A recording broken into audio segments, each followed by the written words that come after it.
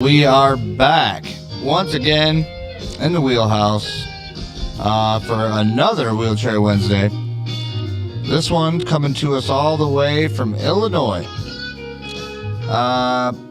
Should be a fun one. Before we get to him, let's go ahead and roll the intro.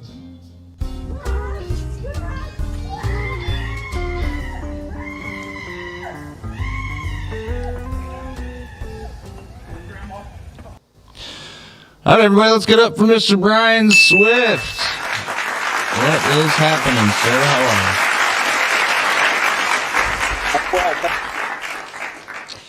How are you? Now, before we get going into all the questions, pretty much my first one would be, how did it happen, and what is your level of injury? So it was a snowy day in 1979. Day after Christmas, I was at the park with, about 10 other guys playing football. And I just got tackled. I didn't fall on my head. Nobody landed on my neck. I got tackled from behind and broke my neck. So it was just a very odd thing. I played football my whole life, and it left me a C6 complete quadriplegic. And that was back in 1979. That was quite a while ago. 40 years. I would say some advancements have been made towards the spinal cord injury community since then. Would you say so? Oh, definitely. And the ADA helped a bit, but we've come a long way. So were you always, and for those who don't know, I mean, Brian does a lot of motivational speaking. He's a big advocate for like ADA stuff. Were you a part of that? Like coming up, because I know right around that time, around the 70s into the 80s, they were like doing a big push on trying to get more accessible stuff. Were you any part of that, or? I've always been an advocate of, trying to make life easier for people. Mm-hmm. So that's nothing new for me, is advocating for others, because I'm a believer, and I was taught you got to advocate for yourself first in life. Right. In advocating for myself, I was advocating for others by trying to create more accessible communities and environments. Mm-hmm. Now, this is a question that could go either way with you, but really, I mean, I kind of already know the answer to it since it was such a long time ago. The question is, would you walk if you could? Now, what I mean by this question is, if you can go back there that day in that football game and just say, all right, guys, I've had enough, I'm going to go home. You know what I mean? Would you continue life from there, or would you stay where you're at now? I'll stay where I'm at right now. Okay. Yeah, I kind of figured that. That's, when you've been down for so long and you've done so much and you've accomplished so much and you've kind of made a name by helping other people and, you know what I mean, doing something, why would you want to go back? You know what I mean? I've been blessed so much that I would not give up what I have now for the sake of walking. Right. I just wouldn't give it all up. I've got too much. And it's not financial stuff that I have. It's people in my life. It's accomplishments. It's, the things I'm in the process of doing. I wouldn't give that up to go back. Right. Understandable. My next question to you would be dating/married. I'm sure you have a significant other. What was that like? Did you meet her before the accident, or how was that? No, I was dating a girl when I got hurt, and we dated for 2 more years. And after that, I forget why we broke up or drifted apart. And I dated off and on, and I met my wife. I'd been in the chair 10 years after I met my wife, and now we've been married 34 years. Wow. Congratulations. Here, I got to give you one of these. You can't hear it, but I'm clapping hands for you. That's our live studio audience that sits around and nobody can see them. No cameras on them. Well, congratulations. That's amazing. Yeah, like I said, I've been blessed, but, it's like anything worth having takes a lot of work. And she's my caretaker too. And we've done a great job of dividing, how she helps me, and and then what I do go on and do after. Once I'm up, I'm out and going. So Right. our life's pretty normal for the most part. Yeah. So It's always that morning routine that kind of slows things down a little bit, getting up and, us. yep, yep, understandable there. Um, what is one of your biggest pet peeves about being in a chair? N- uh, Probably needing help to do things that that I can't do because of lack of hand function. Mm-hmm. That just annoys me when, like, I know I can do that, but I can't because my hands don't work. So I Right. think that's probably still the most frustrating thing. Kind of something just like, other people would consider simply just grabbing a cup of coffee off the countertop or something like that. That. Yeah, my friend Albert actually just joined us. What's up, Albert? He's a quadriplegic himself. He come over here. We were shooting pistols. He's a better shot than I am. I couldn't believe it. um, my next question to you is, what is something that you wish you could do now that you can no longer do? Probably play sports, like play basketball, um, ski, those things that you know require obviously to do them the way you used to do them. I know you can still sit ski, and I know there's things you can do, but I would say it's some of the things you do that you can easily do while you're walking. Right, right.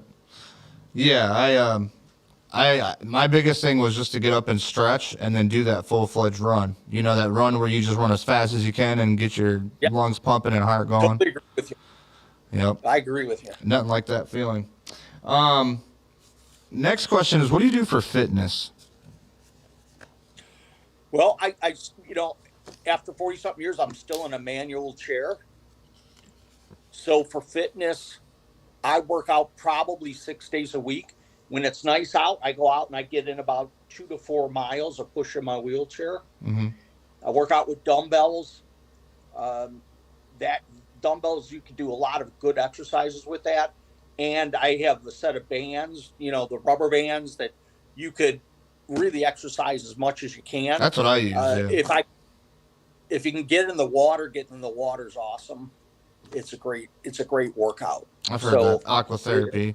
Yep. during the summer, if I could get in somebody's pool or a lake, throw me in. I'm good to go. Nice. Speaking of the wheelchair, you said you have a manual wheelchair. Do you have a name for it? I do not. I have never named my wheelchair. Not everybody does. I thought that was like a big thing, and I discovered I'm like not everybody names their chair. Like I thought it was a rite of passage. No, that's crazy. I haven't heard a lot of people with name. I've never asked anybody that question, and you're the first one to ask me that question. But yeah, I've never named one. If you had to name your chair, what would you name it? Wow. That's a good question. Catches you off guard, don't it? Yeah, nothing comes like right to mind Right. of what I would name a chair. Because you'd want it to be significantly a part of you. You know what I mean? Yeah. That's a good question. I don't know, Duke. Duke, I like that. I'm a John Wayne fan, so Duke maybe. I like it. We'll put that one on the wall for later. What is your pain level like? You deal with any pain at all? Oh yeah. Yeah, I mean, after pushing a chair for this many years and sliding, using a sliding board to get in and out of bed or a car or, whatnot, I have chronic, rotator cuff problems, shoulder, elbows, hands. It's funny, I can only feel 2 fingers. And of course, those are the ones that throb. And then my elbows and shoulders. So, yeah, I have pain every day. Right. Yeah. The interesting thing is you really can't do much about it because pain meds don't work on most quads. Oh, really? Well, you know what? the break where I broke it, whether it's in it, I don't know if it matters if it's C3, 4, 5, 6, 7. What pain meds do is all they do is stop the signal of where the pain is from getting to your head. Right. And I think because of the break, the pain meds just never seem to have worked on me. Oh, so I because really don't take. yeah, so close maybe to the head. Who knows? That's Yeah. that's crazy. It's something that I can't believe there's not an answer to yet. Because that's what my other question was: is if you do take anything for pain, what kind of meds do you take? Because I mean, I'm on the gabapentin, which seems to help pretty good. I mean, I'm a T3, T4 though, so I'm like chest down. But yeah, I mean, it's it's just constant pain. It's just kind of chronic. You just get used to it, I guess. To some degree, you do. What sounds weird is heat packs help, especially when the winters come on. I don't know if your pain gets worse during the winter. Oh yeah, mine does. It just gets worse during the winter. And trying to think, I started to take this thing called this supplement called Revive, and it's a anti-inflammatory. And I'll be honest, that has helped more than any pain medication I have ever taken. right. It's made by a company called 3, and it's just an anti-inflammatory. That than anything. See, and that kind of makes you think about what's out there that we don't know about that could work. That's safer and better for your body. It is, and the interesting thing, I just started taking about 6 months ago, and my chronic pain is decreased by 50%. Nice. Just tremendous, amazing. Yeah. Nice. And what's that called again? You said it's called Revive. Revive. Yeah, and it's a company called 3 that makes it, and it's all natural. It's all right. natural. It's Heck yeah. It's amazing. I take one in the morning, one at night. It's We'll have to check that yeah. out. Next question for you would be, what helped you the most after your injury? Wow. What helped me the most? Just staying busy, staying productive, having goals. So after my injury, like I spent 4 months in the rehab, and then I went right back to school. Right. And right after high school, I went right back to I started college, and I went 2 years of junior college. And after 2 years of junior college, I went on to a 4-year university. After 2 years, I got my bachelor's degree. After that, I went on to law school. And during all that, I was playing wheelchair sports and dating. I just attacked life, because right. I was going to say, you've done more probably and went through and accomplished more than most people do, able-bodied. I've been, like I say, I've been blessed. I've always had a good support team. I've been really pretty healthy. So it's, I've really just been able to move forward pretty well. Right. And staying busy, to me, keeping the mind busy and going is really key. Yeah, because you can't sit and stew. Yeah. You got to have a purpose. Yeah. You got to have a purpose to get up every day.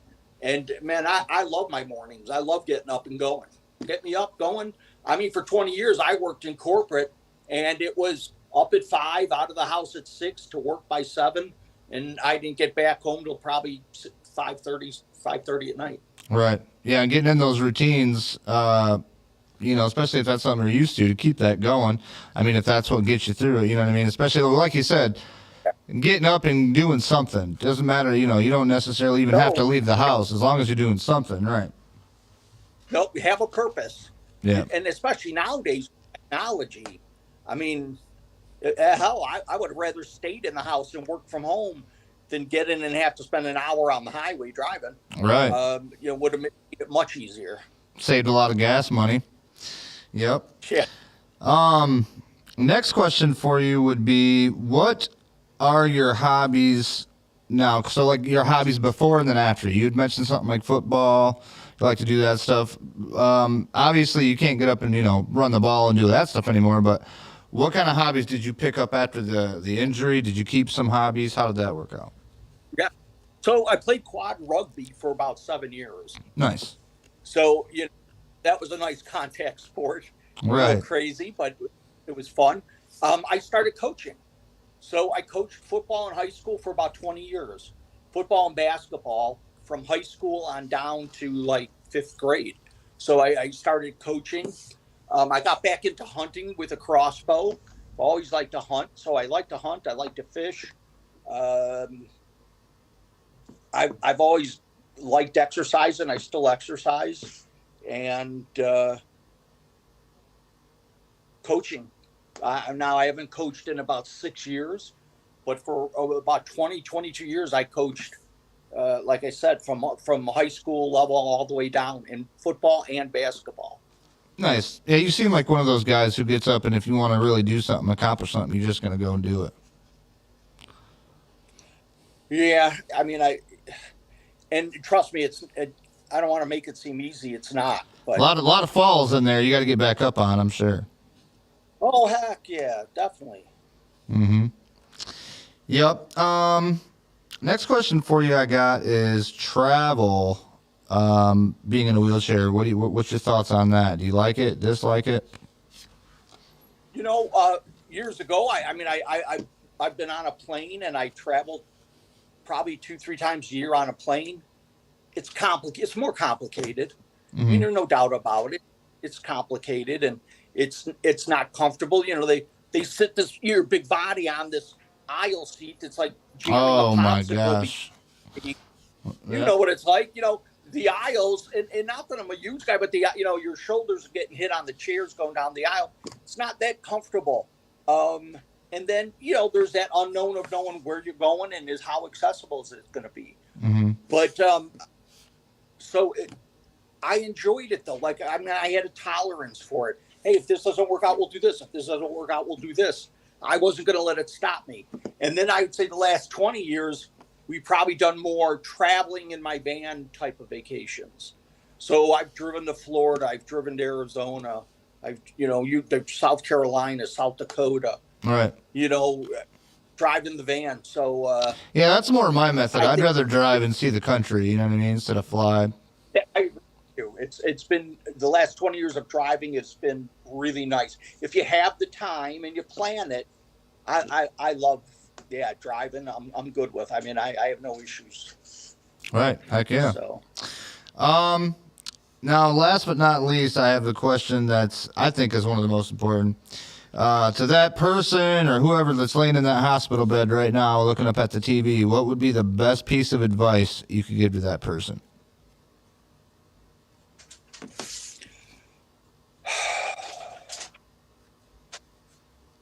best piece of advice would be write out some goals on what you want to accomplish, leaving your disability aside from what you want to do. Create a support network and just get back into life. That. I was blessed where my family didn't feel sorry for me or sad for, and I'm sure they felt sad, but they pushed me, my mom and dad, to just go out and live and do and experience, and I would say that's what I would recommend to anybody. You need tough love. You need to be pushed. And just go out, set scary goals and then go chase them down. Right. I know a lot of people that are pairs and quads that are living very inspiring lives. Oh yeah, because absolutely. they just choose. Like you said, do we get knocked down? Heck yes. But what's in front of us and that desire to accomplish that other thing is always out there. And you know what? I've sat in boardrooms and my catheter is blown, and I've sat in meetings and I've had accidents. It's going to happen. Yeah. But you just got to roll with it. Mm-hmm. Yeah, a lot of those times we call those the Code Browns, and all my friends and people around me, they know what it's like, and they're like, "Hey, man, it's Code Brown. We understand. Go ahead, get out of here." Yeah. Yep. Yep. thank God not often, but it does happen. And you know what? It's just part of our lives. You better learn to be thick-skinned to some degree, Oh, absolutely. because if you're not thick-skinned, this world's going to eat you up. But I'll say this: if you're on your feet, you better learn to be thick-skinned, because the world's going to eat you up too. Yeah. Yep. Either way you look at it. Yeah, I'd say this life gives us a little bit thicker skin than most. And we all, every day you learn something. Every day you try to do something. I mean, the reason I did this was because I was in that hospital bed and I looked up at that TV trying to find something inspiring, and there was nothing there really. There was a couple videos. I'm like, what is this? So this is kind of what I wanted to give back to the people and do, and I'm glad you're part of it. I appreciate you coming along. No, I'm happy for you, because you found something. You got a purpose, and you make a difference in people's lives. And if you can keep doing those things, I believe, karma will work out for the best, and good things will happen.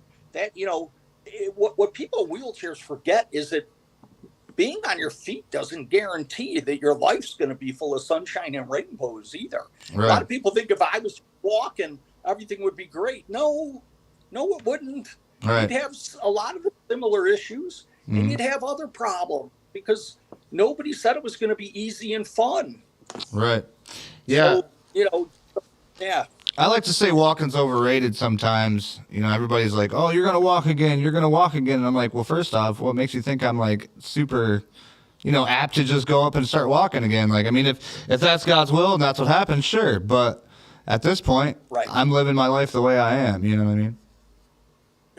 After 40-something years, a lot of people said, well, what if they come out with that spinal thing, that whoever's working on it? Oh, Elon Musk, yeah. Would you go get it done? And I'm like, probably not. No, yeah, I'm definitely not. Yep. I'm okay. Awesome. Well, Brian, I'll tell you what. If there's anything that you want to promote, your Instagram or anything like that, we can always put it in the description down below. People can check you out. Otherwise, we appreciate you being a part of this. I don't even know how many we're in now, but eventually we're going to check back with people probably and see how everybody's doing. So before we leave, is there anything you want to leave off with? No, I run a nonprofit called SOAR, Swift Outdoor Accessible Recreation. It's a 501c3 nonprofit, and you could check it out. Check it out online. We help people get back outdoors and do the things they love to do. We've been doing that for 8 years. If you're looking for a book that really digs into some of the things that we deal with, look me up on the Amazon authors page. I've written 8 books and have had 8 books published. Nice. The one of the last ones, actually, I'm gonna grab it here, was after being in the wheelchair for 40 years, I finally came up with a good brand for what I am and what I'm about. Oh yeah, I do. I love that. The Quad Father. And wrote a book. I got tired of, and I've done a lot of mentoring. I got tired of hearing people's complaints, and I wrote a book called The Quad Father that addresses all the reasons why people can't live and thrive in their lives. And I took all those excuses, and I wrote out solutions for those excuses. So that was one of my last books, The Quad Father. You know what I'm going to do? I'm going to go ahead. We'll find that link. I'll put that link in the description, and then we'll also get your source link, and we'll throw that on there too, just so people want to check. Hell, I even might buy that book. I've been loving checking out other people's work, that they do just from their point of view and their perspective. There's a lot of different, copies of literacy out there that's from A to Z, you know what I mean? So, for sure. Well, I appreciate it, Brian. Stick with me. We're going to go ahead and close this out, but I'll get with you as soon as we do that. Everybody else, thanks for watching. If you want to be on a Wheelchair Wednesday, you know what to do. Hit me up, leave a comment, send me an email, do whatever you got to do. It's, it's there, it's down there, here, anywhere. Besides that, we'll see you on the next Wheelchair Wednesday. Thanks for viewing, and peace.